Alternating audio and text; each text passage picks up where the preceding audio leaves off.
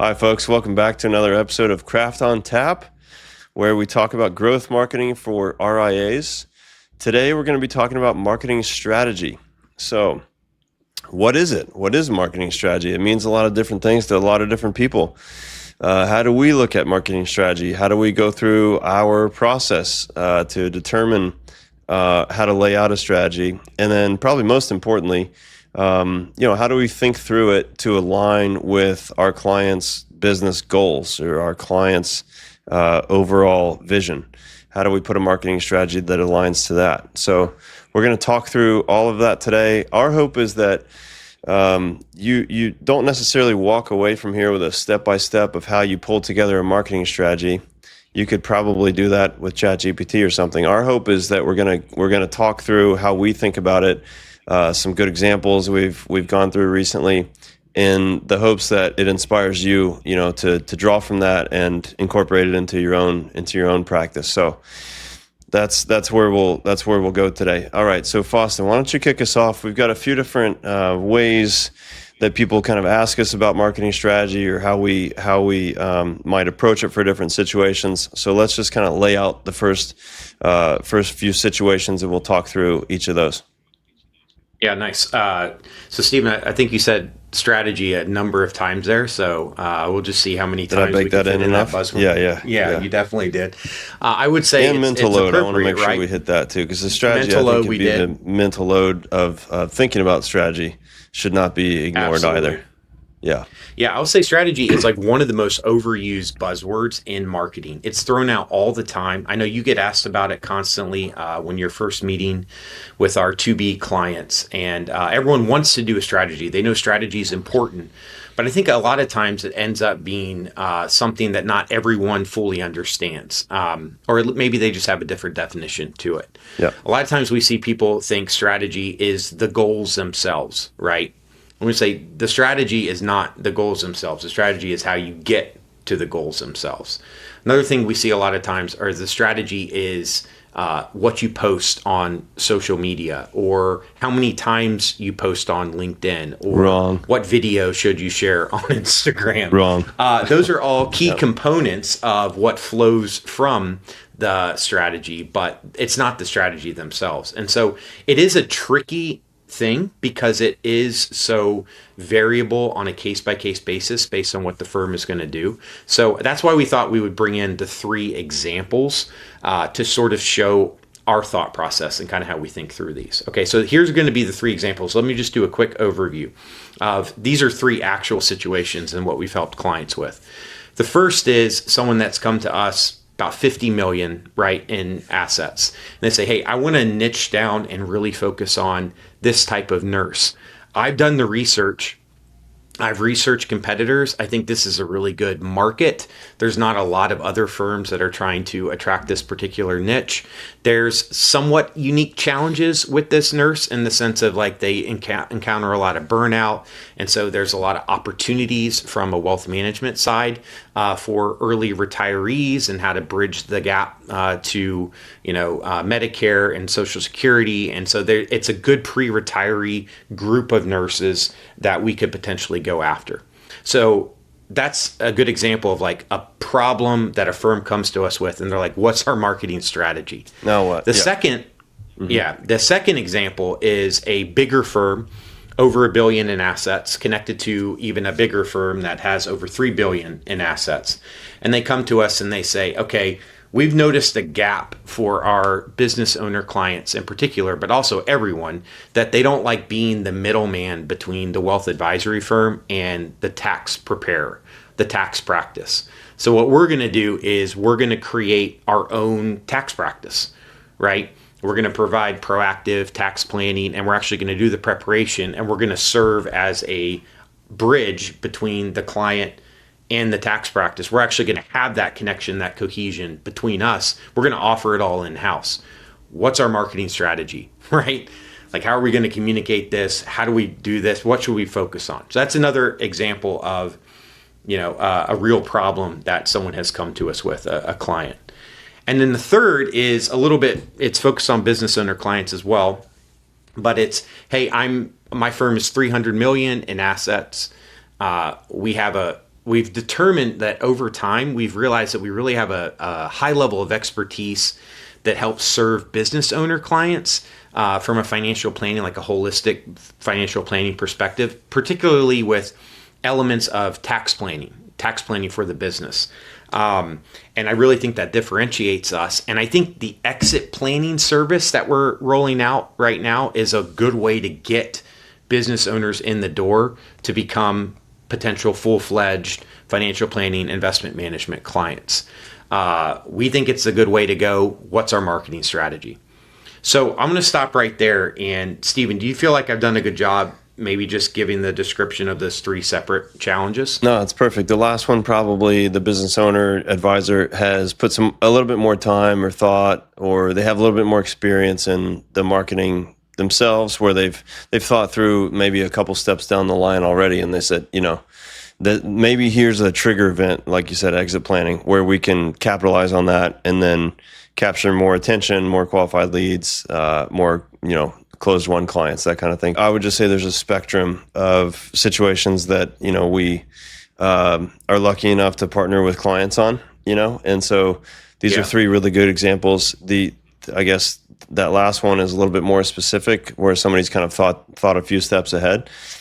A lot of times, I'll say too, it could be on the far other side of the spectrum where people haven't thought too far ahead, and it's kind of like, hey, I have 400 million in AUM. We want to double in 5 years, and that's our EOS 5-year target. Okay, all right, great. Yeah. So then, other than that, like, any ideas? Hey, no, just let's talk it out. Okay, and that's common too. So we talked a little bit about that in a previous episode about going from 75 million to 150 million. That's a smaller example in what we do there, but a lot of the same principles apply, I think, for how we think through that. But yeah, I think these are 3 great examples to go through. Just know, everyone is kind of different, and we've seen and heard and talked about a lot of different situations. So this is great. I think we're teed up.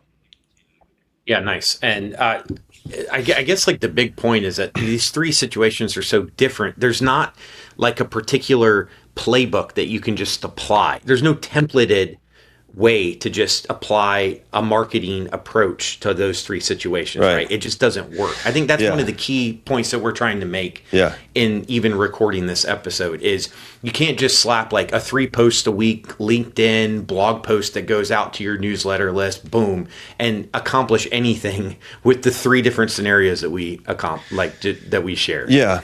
Right. Exactly. I get a question a lot of times like, what's the package ABC, or what can you do for, 5, 8, 10 grand a month? What's it's almost like a stock templated strategy package, I guess. That's a lot of buzzwords all in one, I guess. But, I think what we're saying is, for us, we found we drive a lot better results, deeper relationships, long-term relationships by doing it the other way. It's not what you just said. Package A includes, 8 blog posts a month and, 16 social posts a month and 1 webinar a quarter and SEO, whatever that may mean, and that's package A. Now package B, you get all that, plus you get, 1 video a quarter. That just doesn't, and you can customize that a little bit, I guess, but man, that just, to us, we haven't seen that work in terms of driving actual, net new AUM to our clients' firms, which is ultimately the goal most times, right? 99% of the time, it's about growth and driving net new AUM. So, yes, that's what we're not doing. We're not doing stock packages that come with, set cadence, set tactics, set number of deliverables. We're not doing that. Now, we do have some structure to our work. We're not saying that, but I just think, like, especially the way we start off laying out what the strategy is, it's got to align, and the only way for it to align, to the company's goals, like we said earlier, or to the founder's vision, is for it to be custom. There's no other, right? It's a custom vision. May as well have a custom strategy that goes with it. So, yes, 100%. All right, yeah, very well said. I'm really glad it doesn't operate like that. Yeah, that'd be the opposite of fun for you. Yeah. Yeah, 100%. It would not be very fun. But okay, so let's just talk about the nurse situation, right? So you got 50 million. You've done your research as a firm that this particular type of nurse is the way that we're going to grow. And so we turn it over to Craft Impact and say, okay, what's the strategy? So just want to take you through some of the ways that we think through this. So let's talk about like how many people are in our email database right now? Like how many people are in the newsletter? Are they engaging with any of the content that we shared over the last 6 months at all? Who are the individuals in the newsletter? Like let's go through like the email addresses themselves. Are they mostly students, right? That are coming from the particular imports of them at a trade show or they attend a presentation, or do they seem like they are at bigger regional corporations or bigger regional hospitals? I think that's important if you think about like the nurse that we're going after. If it's a pre-retiree versus a student, no one really wants the student coming out. So that sort of helps in the overall analysis of even who we have currently.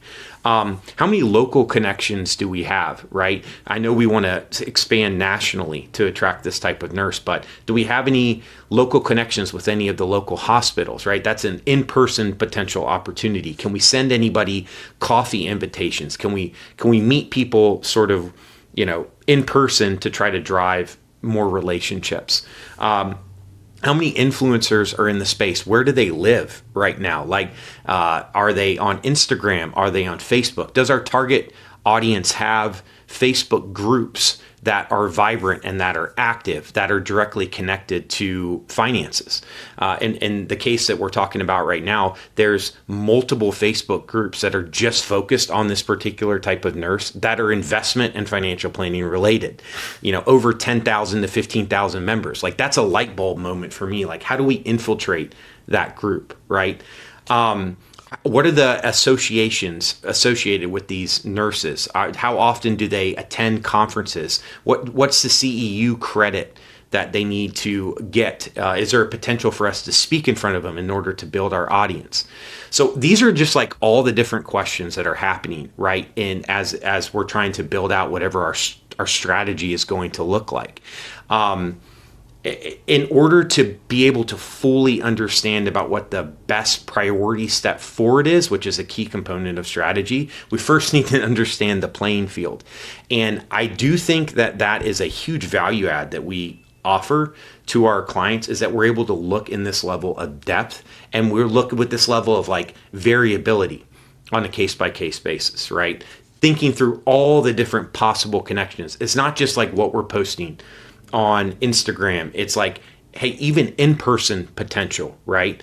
Another key component of what I looked at for this individual advisor is just like how many LinkedIn connections does he have for nurses that fit that particular type, and how much outbound has been done to them to try to get conversations going. So all of that sort of flows into the overall strategy conversations. And so what we do is we bring all that research together, we analyze it, and then we also look at where that group is engaging on the sense of like their top platforms, and then where we've gotten the most traction on those platforms. So we take all of this research that we're doing, and then we say, okay, let's look at the messaging and branding of the firm itself.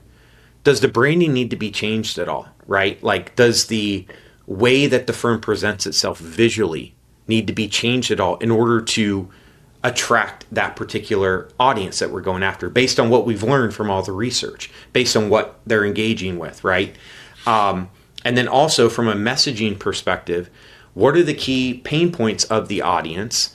What are the key differentiators for how we differentiate ourselves as a firm from other competitors? What are the weaknesses in the competitor messaging, and how do we best differentiate ourselves?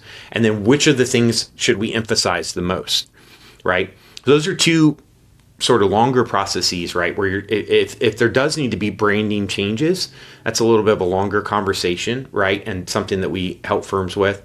But messaging too, it's just like, what are the key areas of focus that we should be? That's all part of the strategy, right? Like, what are the main things that you want to lead with?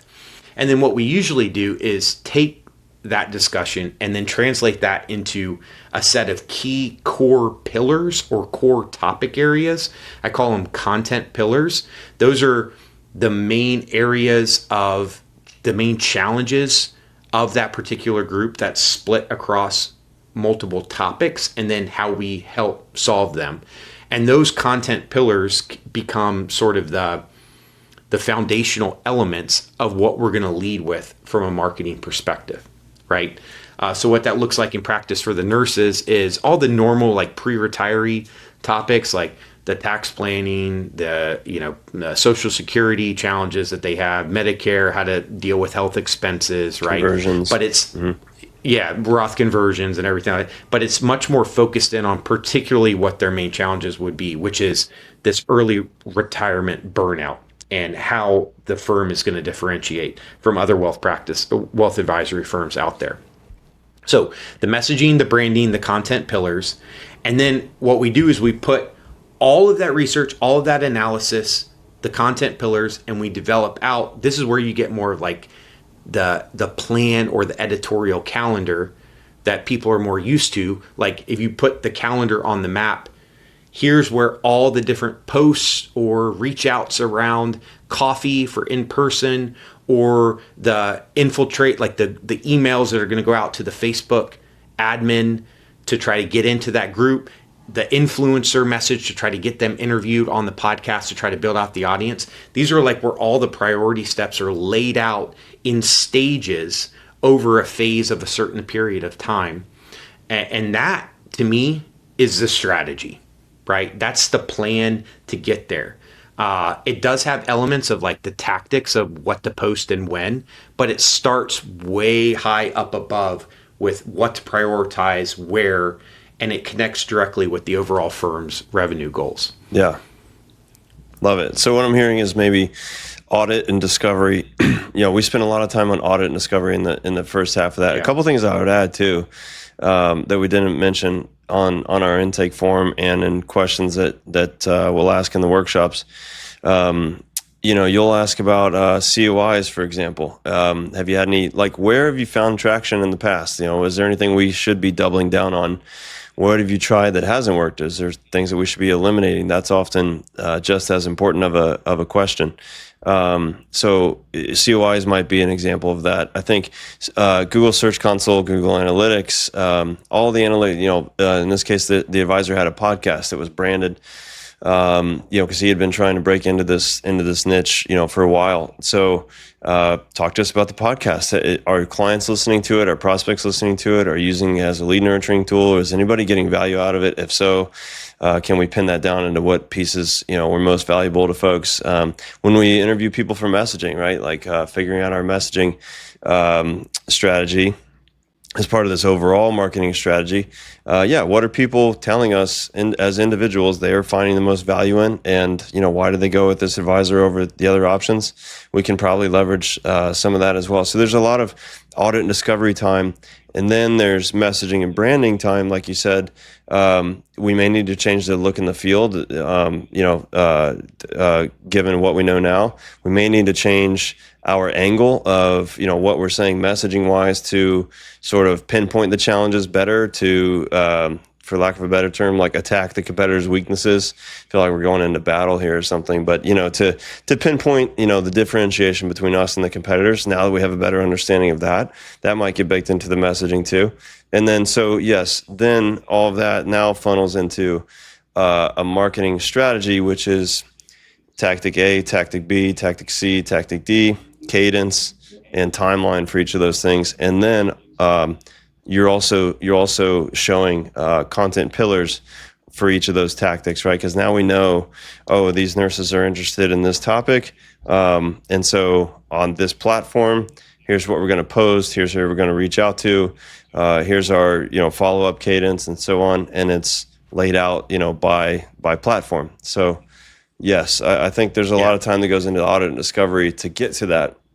Otherwise, you end up with this, like we said before, the stock template of let's do LinkedIn, let's do 3 posts a week, and okay, that's better than nothing. It's just not nearly as effective as spending the time up front to dig into the core issues and lay out what we think would be a more strategic plan to give us our best shot at generating more traction.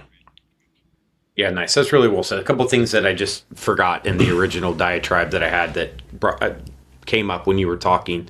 What sales collateral is needed, right? When these discovery calls start coming in, that's another key component of what we look at as part of the audit and discovery. And then I would say too that we align every strategy has KPIs that we assign, right? So how do we know that we're progressing? Well, obviously the main KPI is the amount of new revenue coming in with the assets that are coming in, right? But how many discovery calls can we expect? We're going to estimate a conversion rate for the number of calls that are coming in. And then we set like which metrics we feel like that we're going to be keeping track of from a numerical perspective with the different tactics that we're trying. So it's all like flowing from the top, right? Like we know that we're progressing if we get this many calls, and we know that we're going to put ourselves in the best position to get this many calls if X and Y are the things that we're looking for from each of the marketing platforms. Yeah. Right.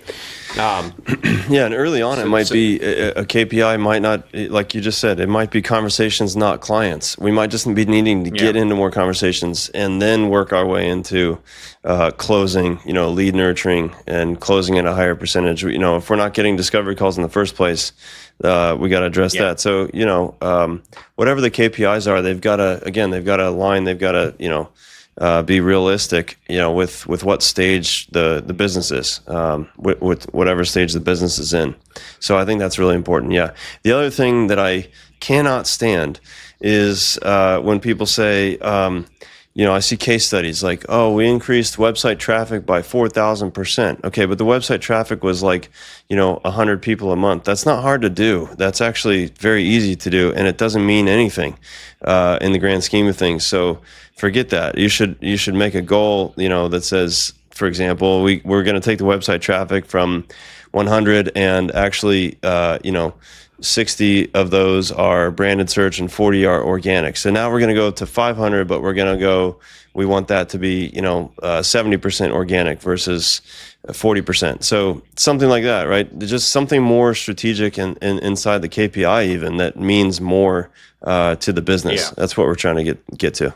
Yeah, that's a really good point. Like we saw a post from, I guess one of our competitors blow up one of these case study posts where he's like, hey, we launched a new YouTube channel for this guy and he got 100,000 views on YouTube, and all the advisors in the comments were like, me, like I want to be part of this program. And it's like, well, hold on, what do those 100,000 impressions from YouTube even mean, right? Did you go in, did you look at the audience? Like, are a lot of those coming from Indonesia, Singapore, Philippines, places in China and the Philippines? Because that's what ends up happening a lot, right? If you don't whittle that down initially. Right.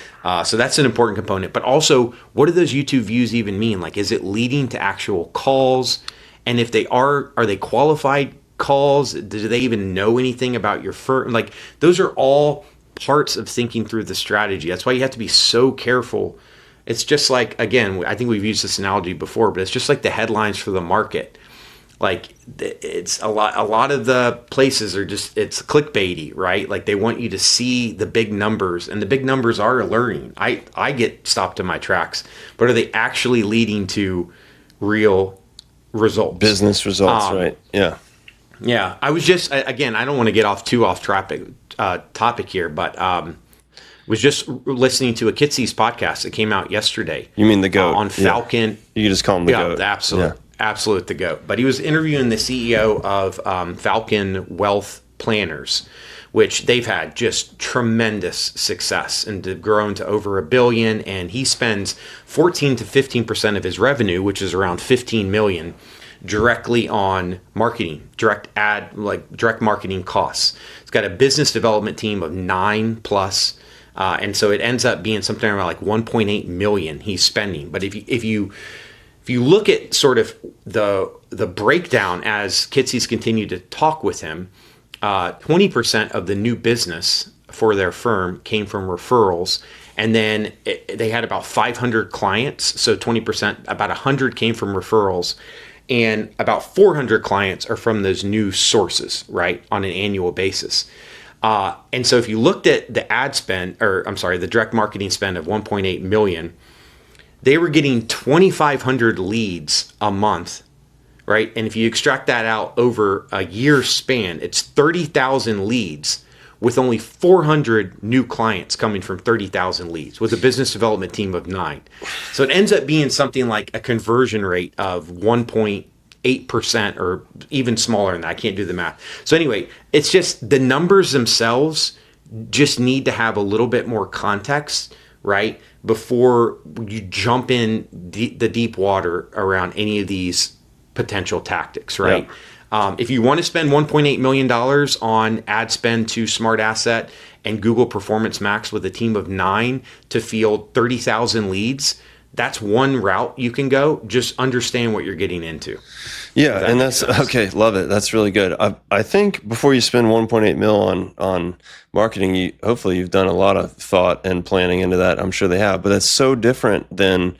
That's so different. What people don't realize is like the business development team, they've got to have it all mapped out. If he's on the Kitsy's podcast, apparently he's successful with it. So I'm assuming he's got it all mapped out. They've got their marketing mapped out for those 30,000 leads. They got the biz dev guys are probably just calling them like crazy, and they're really well trained. They've probably got the prospect journey like super detailed out, like a larger, SaaS enterprise would. And then they know that number, that 1.8, if they move it to 1.9, that's a massive uptick in their business overall, right? So I think, but it's just, and again, I think that's a great example. That's perfect. That's one way to do it. That's one example.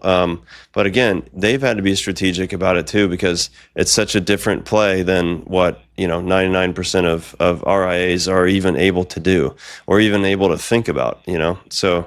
But yeah, I love that. That's good. But before you go spending 1.8, you got to have all the other pieces in place too. So there's a prioritization exercise there, that I'm sure Absolutely. he talks about on the podcast. Really good. Yeah, he does. Okay, so let's go to the second example. Second example is the bigger wealth advisory firm that wants to launch a tax practice, right? So again, there's an overarching question on the brand itself, like how does the brand of the tax practice connect with the brand of the advisory firm? How closely related should it be? Do we make it an umbrella of brands or something completely different? What should the key points on the website be for the tax practice versus how do we present it on the website for the advisory firm?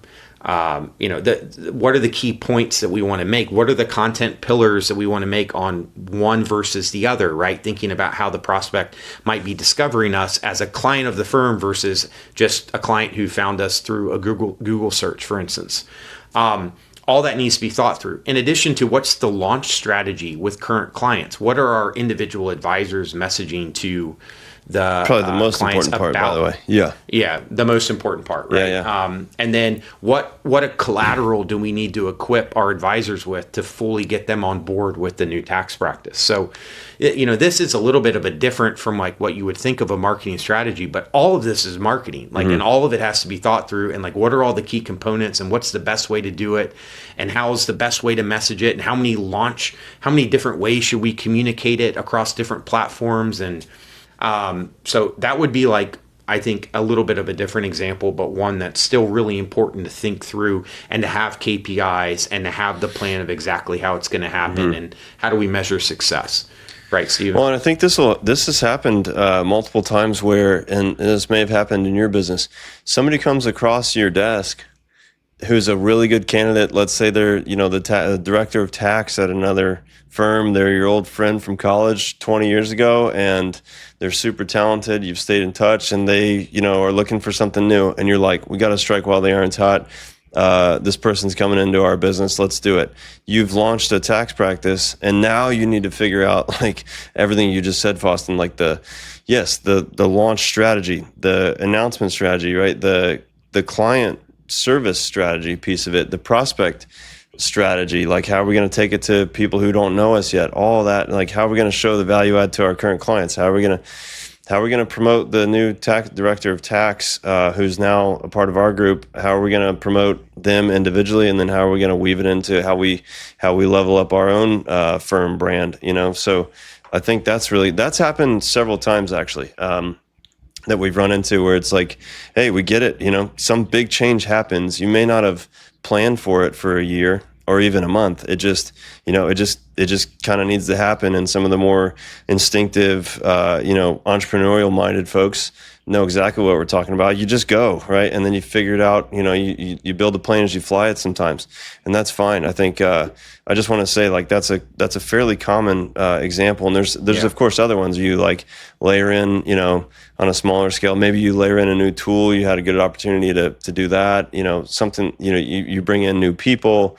You've had good opportunities to do that. You just kind of want to strike while the iron's hot and just capture it while you can, and then figure out the marketing support afterwards. That's great too. I think that happens, maybe just as often as this other approach we're talking about, which is more proactive, kind of like we've got some time to plan and dig in. But yeah, this is a good example too. Yeah, and how nice is it to have like a partner that you can just call up that knows your business and knows everything about it and can help you think through the strategy behind it. Yeah, just call us up. Really another you just call Faustin. Just give him a ring on his cell phone. On our next meeting. Yeah. No, but yeah, you're right.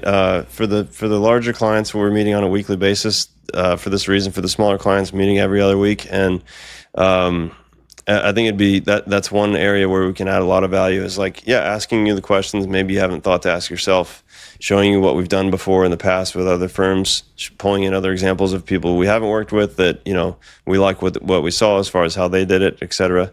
And I'm sure you have good ideas too, as the business owner or the managing partner, whatever you may be, in terms of seeing around the landscape, around the industry, what you've liked and what you haven't liked with similar moves from other firms. So we should leverage all of that.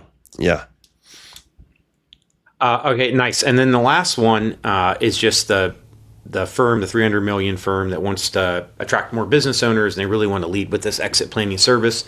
The firm has multiple advisors that have gotten their CEPA, the Certified Exit Planning Advisor certificate, and feel like this is just a huge value add that they can bring, and that's how they want to achieve the goal, right? So then they come to us and like, what's the marketing strategy behind this? And so just to talk through this a little bit, so looking at the landscape of competitors, right? You have the M&A business brokerage firms, the large wealth management firms like Morgan Stanley, Merrill, UBS. They all offer exit planning. Then you have like the specialists, like the CPA firms that are specializing in exit planning for business owners. And then you have sort of a, integrated RIA family office that offers it. So just doing the research to understand the 4 layers of competitors there, and then where the weakness is for each of those, that could potentially be the differentiator for the firm. I think that research piece is a big element of the strategy, right? Yeah. That the firm could have done, right, but that's something that we would help with and that we have helped with. And then it's thinking through the content a little bit differently here, like thinking through, okay, what are the stages of a business owner in thinking about exit planning overall as a service, and like what they go through evaluation and readiness phase first, right? But then they get all the way to thinking more about their legacy as they get closer to the actual exit themselves, and thinking through what are the questions they're asking, and actually like going on Reddit boards and looking at business owners, what they are asking, and categorizing those based on the different phases, and then prioritizing which of those phases is best to lead with from a messaging perspective initially, and then how do we build them up audience-wise so that we could feed them ones that are a little bit more nuanced as they go through the phases.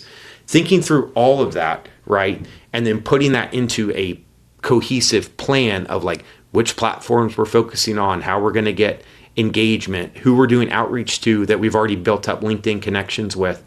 Again, just like the nurse example, figuring out what to prioritize from the business perspective to try to drive the fastest results, but also thinking more of like a long-term approach of audience building.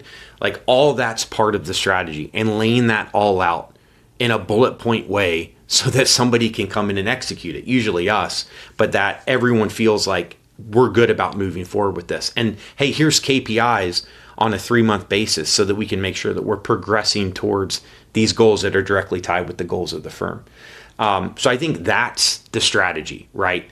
It's everything from the thought process behind what we're doing to the priority to actually what we're executing on an editorial calendar. And then it's the iteration, the analysis after it happens to see if it's working or not and to make changes if we need to. That's what I was going to go on. did I Is like miss just as important as measuring what's working, what's not, doubling down on what's working, eliminating what's not. It sounds really simple, but it's easy to get sucked into this trap of like, let's just do more, let's just keep going. Let's just do more and more and more. And then, 6 months goes by and you're kind of starting to spin your wheels.